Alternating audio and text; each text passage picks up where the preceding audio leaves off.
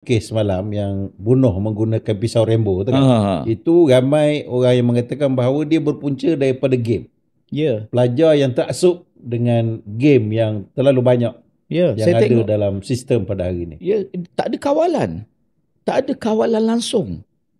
Maknanya bila tak ada kawalan, budak-budak ni dalam, yelah kan dah berjajan, tiap hari main game, tembak mati pun hidup semula, tapi dia dalam realiti, dia tak erti berkawan.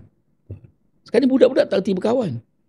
Ya, sebab dia tak ada kawan. Kawan dia media. Kawan dia ialah handphone. Kawan dia handphone. Kawan dia handphone. Jadi dia tak pandai nak interaksi, dia tak pandai nak mengambil hati, soal nak jaga hati, soal bata-bata halal haram, boleh tak boleh, dia tak ada benda macam tu. Jadi apa yang berlaku di luar sebenarnya diterjemah dalam di tempat dijumpa. Di mana jumpa? Di sekolah. Remaja jumpa di sekolah. Akhirnya berlaku. Sebenarnya mungkin lebih teruk lagi yang keluar ni 1-2 kes je, saya fikir lebih banyak lagi.